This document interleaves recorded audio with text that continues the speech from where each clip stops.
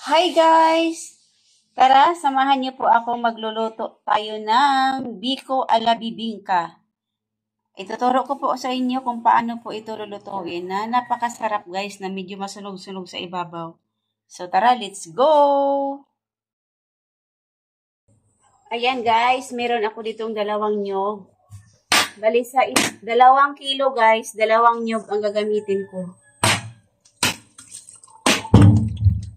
Isasahod natin yung tubig guys para ito din ang ipangsabaw ko mamaya pag pipigaan ko na yung nyug.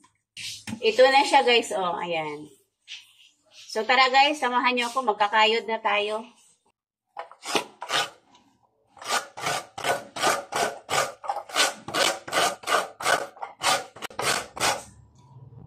Nakakapagod nga lang magkayod guys.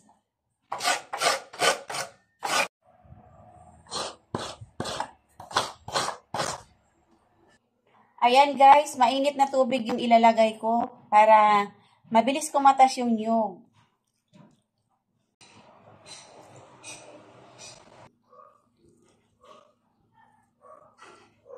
So ayan, mamaya ko na lang siya pipigaan after 15 minutes para kumatas talaga yung nyug. So ayan, hayaan ko muna siya dyan. Ayan, after 15 minutes, ilalagay ko na rin yung sabaw ng buko kanina. Ihalo ko na rin siya dito guys. Ayan. And then, pipigaan na natin. Naghugas na po ako ng kamay guys. Ayan, kita niyo naman oh. Ayan, sobrang katas na niya. At ayan, sasalain na po natin guys. Ang dami na nating nagawang gata. So ayan na ang ating gata.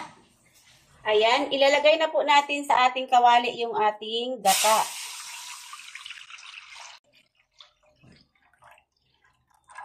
Ayan, maglalagay din po pala ako ng 3 dahon ng pandan para mabango yung ating biko.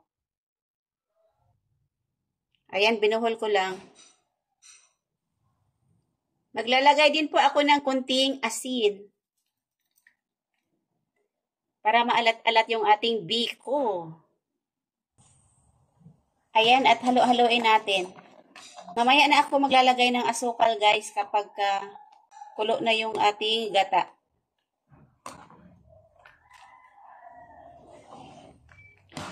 Ayan, ang bango ng pandan guys. Grabe, ang bango. So, ilalagay na natin yung ating asukal. Ayan, sugar. Brown sugar. Kalahating kilo muna ilalagay ko guys. Pero magdagdag pa ako nito mamaya kung titikman ko kung kung matabang ba siya or matamis na.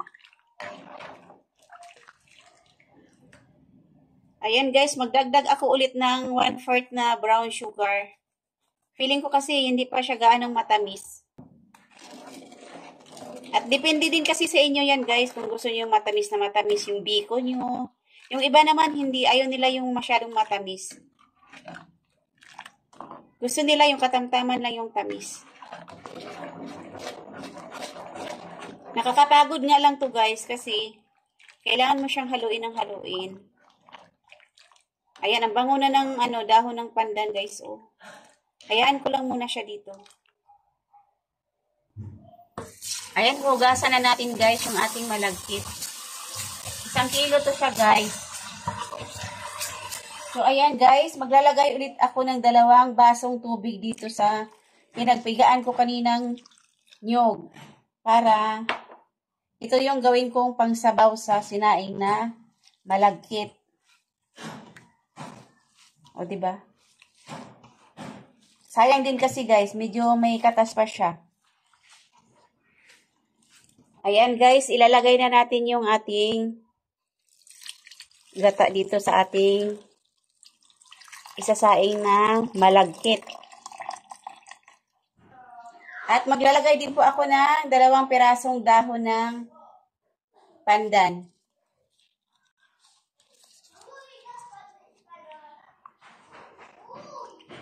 So, ayan, isasalang na natin.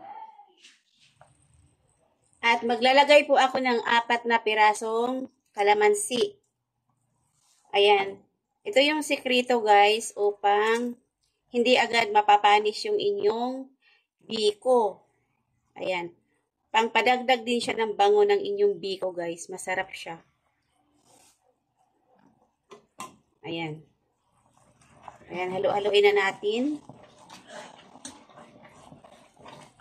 1 kilong asukal pala ang nilagay ko nito guys. Sa 1 kilong malagkit, 1 kilong asukal ang nilagay ko.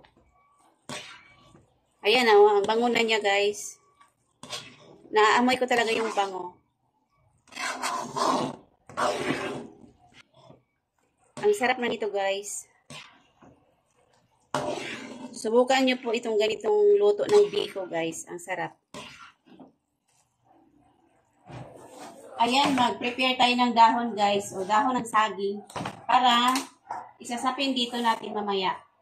Kasi hindi lang yun basta-basta biko guys. Meron pa tayong gagawin doon. Marami pang procedure doon guys.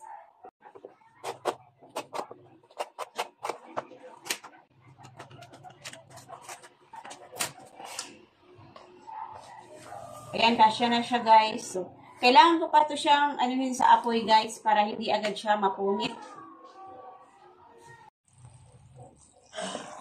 Ayan guys, malapot na siya guys oh. Malapot na yung ating latik.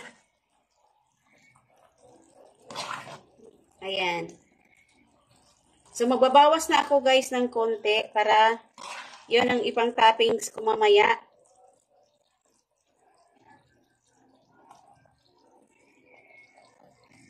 Mag-sticky na yan siya mamaya guys kapag lumamig na siya. Gagawin ko kasing pang toppings yan mamaya. Ayan, sakto na siguro to. Ayan, tatanggalin na natin guys yung dahon ng pandan. Dahil maglalagay na po ako ng kaning malagkit. So, ayan guys, oh, ang bango na nitong kanin guys, oh. Maglalagay na tayo. Hinaan lang natin na yung apoy guys ha. Medium heat na lang tayo. Wow.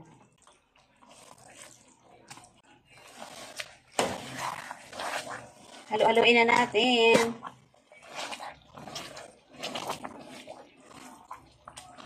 Dito ka talaga sa part na to guys, mapapagod ng husto kasi kailangan mo siyang haluin ng haluin.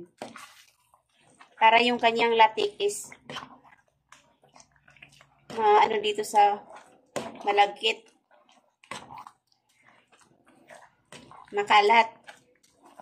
Kailangan makakalat yung malagkit dito. Ay, yung latik dito sa malagkit, guys. So, kulang pa. Dagdagan ko.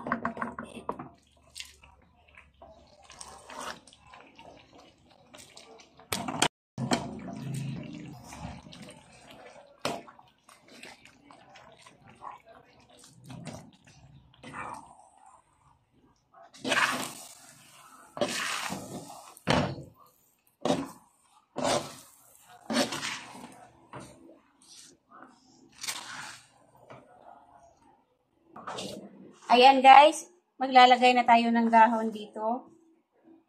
Dahil dito natin ilalagay yung ating biko. Biko dito.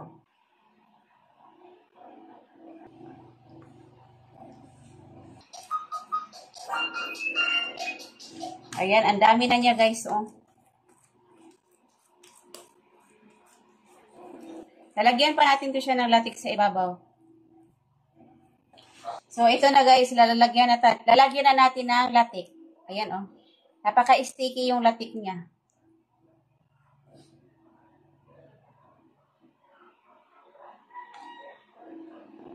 Ayan. Sa mga, ang sarap. Pwede rin siya pang negosyo.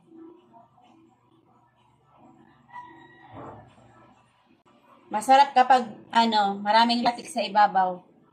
Tapos medyo sunog-sunog yung ibabaw. Ang sarap niya, guys. Ang daming latik. Super sarap. So, ayan na, guys. Tara. Maglalagay ako ng toothpick, guys. Dahil, lalagyan ko siya ng dahon sa ibabaw. Para yung dahon hindi lalapat dito sa latik. So, ayan, guys. Yung dahon. Ilalagay natin dito sa taas. So, tara. Let's go. So, ayan guys, ganito po ang ginagawa ko. Naglalagay po ako ng baga sa taas para medyo sunog yung ating biko. Ayan, biko, bibingka ang tawag nito guys, yung niluluto ko. Ayan, sa baba, wala siya gaanong apoy. Dito talaga sa taas ang maraming apoy para medyo sunog yung ating biko. Ayan. So, ito na guys, ang final result ng ating biko ala bibingka. Ayan, nakita nyo naman, medyo masunog-sunog sa taas. At napakasarap nito, guys. At perfect na perfect talaga siya pang partner sa kape sa umaga. Ayan, oh. Kita nyo yan, guys, oh, masunog-sunog siya. Ang sarap nito. At naglalangis pa siya. Oh, ayan. Kasi 2 niyog ang ginamit ko dito sa 1 kilong malagkit. At 1 kilong asukal din ang nilagay ko. Ayan, grabe ang sarap nito, guys. Kaya subukan nyo magluto ng ganitong style, guys. Napakasarap. Magugustuhan nyo talaga. At ito na, guys. I-slice na po natin.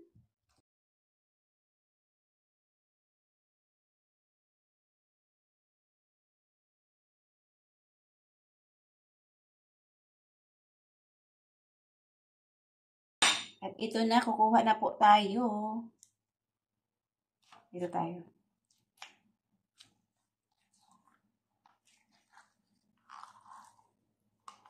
Grabe, oh. Malangis. Dami. Ayan, guys. Titikman na po natin, guys. Grabe, oh. Nagmamantika talaga siya, guys. Oh, ang daming langis. So, ayan. So, ayan, guys. Titikman na po natin.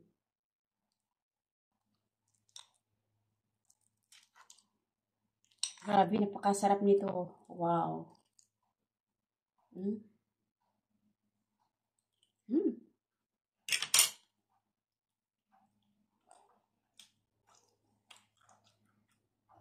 So, ayan guys.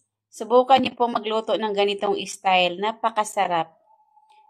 At perfect na perfect po talaga siya pang partner sa kape sa umaga. Hindi po kayo magsasawa guys sa sarap. So, ayan. Thanks for watching. Bye!